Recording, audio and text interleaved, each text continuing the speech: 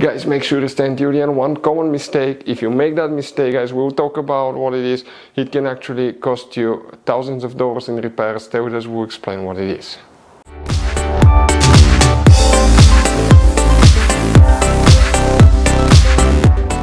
Hey guys, welcome back to How to Repair Guys. Thank you guys for watching and subscribing to the channel. Today will be super helpful video to any of you having a BMW 5 Series Generation F10 F11 from year 2010 to year 2017.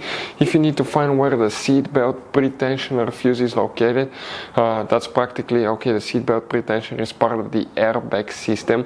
So guys, now consider this video for entertaining purposes only. This is not a how-to video. Do not even check fuses, okay, unless you're qualified and certified to work on airbags.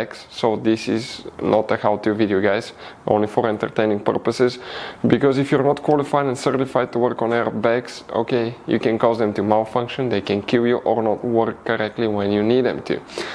Another thing, for any of you that are qualified and certified to work on airbag system, you need to know that you need to disconnect the car battery for at least 1 hour, okay, before even removing a fuse or working on airbag systems, and you need to know which battery terminal to connect and disconnect first on BMW, otherwise you can burn modules, computers that can cost you thousands of dollars. Now, we'll explain where you can find these fuses. It's 3 of them, where you can buy cheap parts, tools, fuses, relays at a good price, quick shipping, that way you do not waste money and time, and why it's always a good idea to test fuses and relays.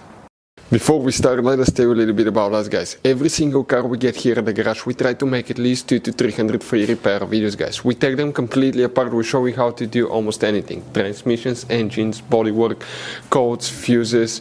Why we do that? Because our mission in the shop is to save you guys as much money as we can. All we need in return, please subscribe to the channel, like the video, that way we can keep making these free videos.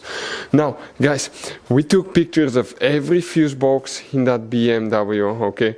Every fuse box, so we can clearly, guys, show you where everything is located, so you can clearly see the fuses, because otherwise they're hidden in places where practically we cannot get the camera.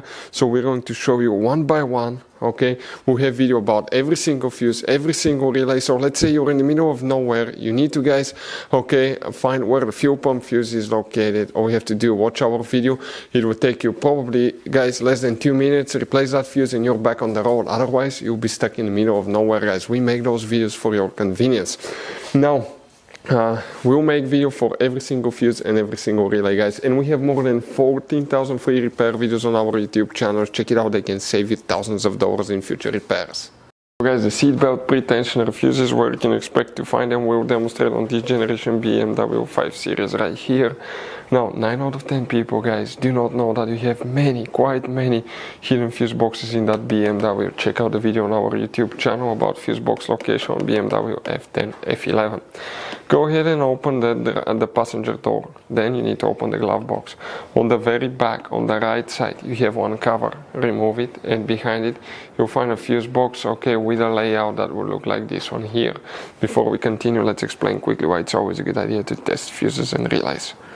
So let us tell you guys why it's super important to test fuses and relays. Fuses, guys, sometimes are really hard to know if they're burnt or not. For instance, I'm going to pull one fuse here, okay, and sometimes you cannot clearly see if they're good, they're bad. And let's say you think you have a good fuse, you put it back in, and you end up having problems again, and you spend time, money, you buy parts, diagnostics, you pay for services that you don't need, guys. You practically wasted your money. So all you have to do, check your fuses, that way you don't waste money, guys. So always test your fuses, even if you think it's good. Always test it. It even happened to us, guys, okay, and we work on cars all the time. Another thing, always test your relays. They're a little bit harder to test, but if you want to see, guys, how to test fuse relays, we will put a link in the description of the video below. But we've seen so many customers that think that they have a good fuse, they put it back in, they waste their money on parts and diagnostic that they practically, guys, do not need. So check out the link in the description of the video below, how to test the fuse and how to test the relay as well. So guys, if you want to buy fuses, relays, parts, tools at a really good price, quick shipping as well, guys, we're going to put a link in the description of the video below, guys. Make sure you get some for peace of mind, and you can put some spare ones in the glove box. For the seatbelt pretensioner, we need to check up to 3 different fuses, one in that fuse box, 2 in another one.